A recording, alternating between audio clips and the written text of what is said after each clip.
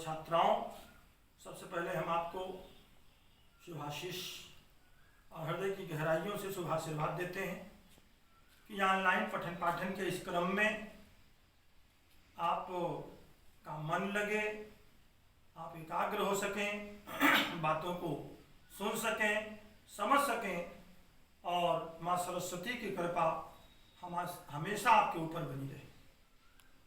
बच्चों, आज हम आपको संस्कृत व्याकरण की ओर फिर से ले चलेंगे। पिछली कक्षा में हमने आपको संस्कृत व्याकरण के अंतर्गत पहला पाठ पढ़ाया था, प्रत्याहार और वर्णों का परिचय। हमने आपको समझाया था कि संस्कृत व्याकरण में वर्ण किसे कहते हैं, वर्ण कितने प्रकार के होते हैं और वर्णों का उच्चारण स्थान क्या है, मुख के किस भाग से कौन से वर्ण बोले जाते हैं, ये मैंने आपको समझाने का प्रयास किया था। मेरे प्यारे बच्चों, अगर आप इतना तैयार रखेंगे कि वर्ण क्या है, वर्ण के प्रकार क्या है, वर्ण के उच्चारण स्थान क्या है और 14 माहेश्वर सूत्र अयुर से लेकर हल तक यदि याद रखेंगे तो अगला जो चैप्टर आज मैं शुरू करने जा रहा हूं वो आपकी समझ में आएगा। यह प्रकरण है संधि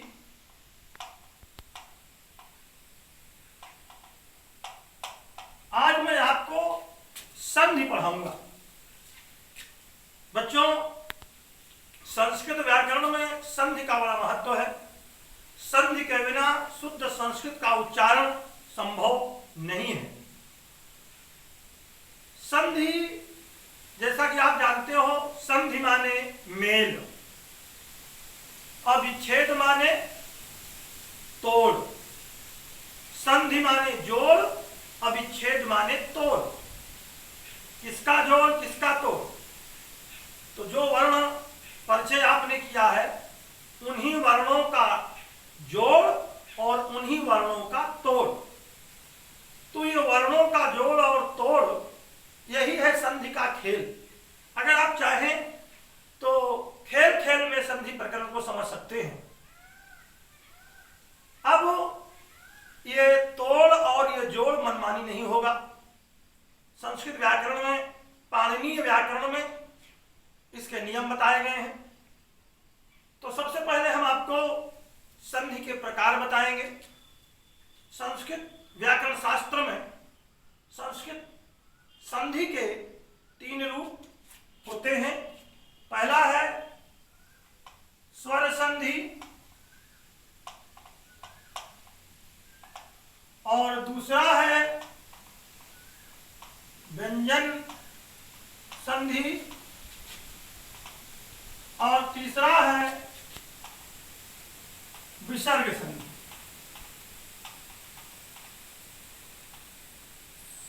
तो बच्चों, स्वर संधि, व्यंजन संधि, विसर्ग संधि, संधि के 3 भेद हैं। अब हम आपको हाई स्कूल कक्षा 9 और 10 के कोर्स में और 11 और 12 में जो अनिवार्य हिंदी होती है, उसमें जो अनिवार्य संस्कृत होती है, वहां भी इस संधि प्रकरण के प्रश्न आएंगे। इस प्रकरण को आपको वहां पढ़ना पड़ता है। तो एक प्रकार से कक्षा 9, कक्षा 10, कक्षा 11 और कक्षा 12 में हिंदी और संस्कृत पढ़ने वाले प्रत्येक विद्यार्थी के लिए इस प्रकरण का ज्ञान आवश्यक है। अब सबसे पहली संधि है स्वर संधि। स्वर संधि के 5 भेद यहां आपको पढ़ाएंगे हम। पहला भेद है दीर्घ स्वर संधि।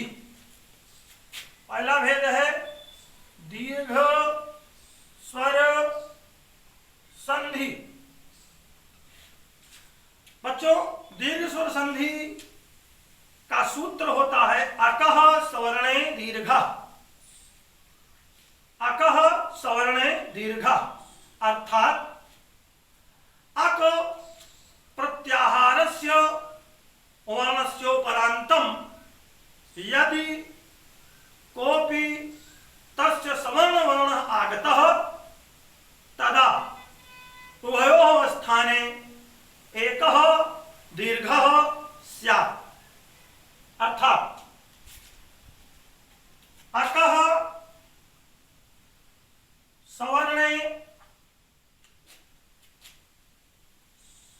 दीर्घा, अक प्रत्याहार के वर्णों के बाद यदि पुनः वही वर्ण आए तो दोनों वर्णों को हटाकर उनके स्थान पर एक दीर्घ वर्ण का आदेश हो जाता है। अकः सवर्ण दीर्घ। अक प्रत्याहार के वर्णों के बाद यदि उसी प्रकार के वर्ण फिर से आ जाए तो दोनों की जगह एक दीर्घ हो जाता है। जो वर्ण पहले आया हो और उसी के समान जो वर्ण बाद में आया हो, दोनों को हटा दीजिए और उसी का दीर्घ वर्ण लिख दीजिए। जैसे बड़ा प्रसिद्ध उदाहरण है विद्याधन आलय। विद्याधन आलय। अब देखिए, विद्या में सबसे अंत में आ आया है और आलय के प्रारंभ में आया है, तो विद्या के आ और आलय के आ के बीच में कोई दूसरा वर्ण नहीं है। परः सन्निकर्षः संहिता, तो आत्यंतिक सन्निकर्ष है। तो आ और आ के बाद आ गया, सवर्ण आ गया, तो दोनों को हम हटा देते हैं। विद्या के बड़ा आ और आलय के बड़ा आ को हटाकर दोनों की जगह एक बड़ा आ लिख देते हैं। अब शब्दों को मिला दीजिए। विद, लय बचा है, अब विद में आ जोड़ दीजिए, लय इधर लिख दीजिए, शब्द बन जाता है विद्यालय। इसी प्रकार बच्चों आपको ये देखना है कि जो अक है, अक प्रत्याहार में कौन कौन से वर्ण आते हैं। पिछली कक्षा में आपको मैंने प्रत्याहारों के विषय में बताया था। आपको यह भी बताया था कि संस्कृत व्याकरण पढ़ने के लिए 14 माहेश्वर सूत्र अत्यंत आवश्यक होते हैं याद करने के लिए। अगर वो 14 माहेश्वर सूत्र याद है, अयुण इत्यादि, तो किसी भी सूत्र का कोई भी वर्ण ले लीजिए बिना हलंत वाला और किसी सूत्र का हलंत वाला वर्ण लेकर के दोनों को मिला दीजिए तो प्रत्याहार बन जाते हैं। जैसे अयुण में आ ले लीजिए, हलंत नहीं है इसमें, और अणा में हलंत है, तो आ और अण प्रत्याहार बन गया। अण प्रत्याहार के अंतर्गत अ, ई, उ और री आते हैं। आ, ई, उ, री, सॉरी, आ, ई और उ आते हैं। इसी प्रकार से अच प्रत्याहार में सारे स्वर आते हैं, हल प्रत्याहार में सारे व्यंजन आते हैं। तो यहाँ अक प्रत्याहार के वर्णों को अगर आप जान जाएंगे तो उसी के बाद अगर उसी प्रकार के वर्ण फिर आ जाएंगे तो दोनों को हटाकर एक दीर्घ कर देंगे और शब्द बन जाएगा। जैसे नदी धन ईसा शब्द होता है, नदी के अंत में बड़ी ई है और ईसा के प्रारंभ में बड़ी ई है, तो दोनों बड़ी ई एक दूसरे के आगे पीछे हैं, इसलिए दोनों ई को हटाकर दोनों के स्थान पर एक बड़ी ई रख देते हैं और शब्द मिलाकर बनता है नदीसा। इसी प्रकार बधू धन उत्सव शब्द आ जाए तो बधू के अंत में बड़ा ऊ आया है और उत्सव के प्रारंभ में ऊ आया है, तो ऊ के बाद ऊ, तो इसलिए दोनों ऊ को हटा दीजिए और दोनों के स्थान पर एक बड़ा ऊ लिख दीजिए और मिलाकर के शब्द बन जाता है बधूत्सवः। तो बच्चों इस प्रकार हमने आपको संस्कृत व्याकरण के संधि प्रकरण में दीर्घ स्वर संधि का ज्ञान कराया। ध्यान से देखें। अब दीर्घ स्वर संधि के बाद गुण संधि हम आपको पढ़ाएंगे। गुण स्वर संधि। गुण स्वर संधि का सूत्र होता है आद गुण। आद गुण। आद गुण की व्याख्या होती है कि आवर्ण के बाद, छोटा या बड़ा, आवर्ण के बाद यदि कोई असमान वर्ण आता है तो आ और आने वाले असमान स्वर के स्थान पर एक गुण हो जाता है। फिर से देख लें। आवर्ण के बाद यदि कोई असमान स्वर आए तो आ और असमान स्वर दोनों को हटा करके उनके स्थान पर एक गुण आदेश हो जाता है। अब एक गुण क्यों कहा गया कि गुणों की संख्या है 3। व्याकरण शास्त्र में परिभाषा यह है अदेन गुण, माने छोटा आ, ए और ओ, इन्हीं तीन को एंग कहा जाता है। ये देखें, आ, ए और ओ, यही तीन गुण होते हैं।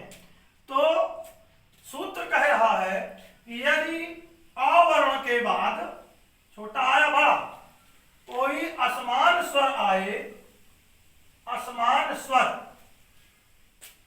आगे बाद आना है, ई ऊ री चाहे जो आए, कोई असमान स्वर आए तो दोनों के स्थान पर गुण हो जाता है। अब गुण तीन है, आ ए ओ, इन्हीं तीनों में से जो मैच करे, दोनों उच्चारण स्थान से जिसमें मिलान हो, समानता हो, उस गुण को दोनों की जगह हम रखते हैं। उदाहरण के लिए गणेशा शब्द होता है, गणेशा,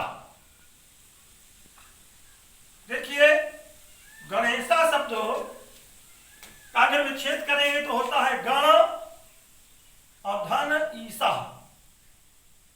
अब देखें, अणाम के बाद आ है, ऋकारोत्तरवर्ती अकार है, ईसा के प्रारंभ में ई है, आ और ई दोनों को हम हटा देते हैं, आ धन ई दोनों को हटाकर दोनों की जगह लिख देते हैं क्या, अब आ करें कि ए करें कि ओ करें, तो आ का उच्चारण स्थान पिछली कक्षा में आपको बताया था कंठ है और ई का तालु है।